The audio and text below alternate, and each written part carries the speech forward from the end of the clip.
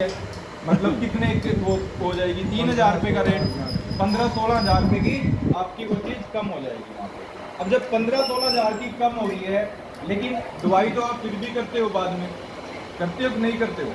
जब आपकी 60 दिन की धान हो जाती है, जब आपको चिट्टी वाली देखने को मिल जाती है, गोब चिट्टी हुई देखने को मिलती है, उसके बाद आप दवाई करते हो। लेकिन उस दवाई का फायदा है उसके बाद करने का। एक बार तो आपका नुकसान कर चुकी ना वो 15,000 रुपये का, दवाई में आपने तभी भी पैसे उतने ही लगाए, लेकिन नुकसान आपका वहाँ पे हो चुका है। तो पत्ता लपेट या गोब की सुंडी, पत्ता लपेट फिर भी कम, लेकिन जो गोब की सुंडी होती है ना जी, वो आपकी मोटी मोटी सीधी सी बात है पैदावार के ऊपर असर डालती है। सबसे बड़ी चीज जो गोब की सुंडी होती है, अगर गोब की सुंडी को हमने कंट्रोल कर दिया, उसके बाद आपकी पैदावार ऑटोमेटिकली वहाँ पर बढ़ जाएगी। ठीक है, जब गोब नहीं सूखेगी तो आने वाले टाइम में वो पैदावार बढ़ेगी। अगर गोब सूखती भी है, उसमें हमने अगर 50% भी कंट्रोल कर दिया, तो भी हमारा मोटा मोटा 7 से 8 हज़ार रुपये का फायदा होता है।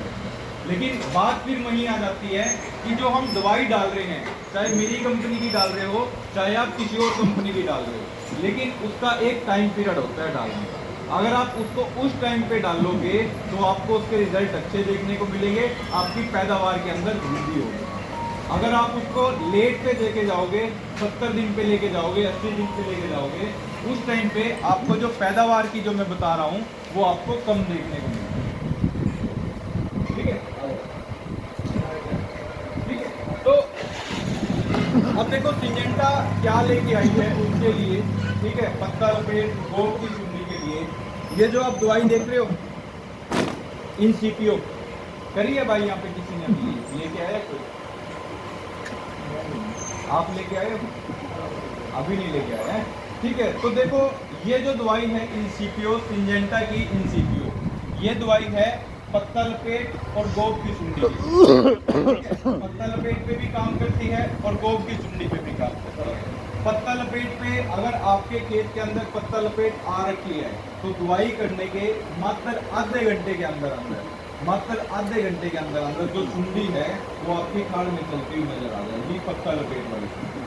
ठीक है, उसके बाद जो तना छेदक की सुंडी है, अब मान लो कि अगर वो अंदर चली गई है गोब के अंदर, तो देखो गोब के अंदर कोई भी आज तक ऐसी दवाई नहीं बनी है जो गोब की गई हुई अंदर सुंडी को खत्म कर दे। वो वहां पे खाएगी गोब की सुंडी को। लेकिन अगर सुंडी बाहर है, या उसकी तितली है बाहर, या उसके अंडे हैं बाहर, तो ये जो दवाई है इसकी जो पहली विशेषता है वो ये है कि ये सुंडी पे भी काम करती है, ये तितली पे भी काम करती है, और ये अंडे पे भी काम करती है। खेत के अंदर अगर आज आपको अंडे देखने को मिल रहे हैं तो ये अंडे पे भी काम करेगी, अगर तितली है तो तितली के ऊपर भी काम करेगी, दोनों चीजों के ऊपर ये काम करती है। तो पहली विशेषता तीनों चरणों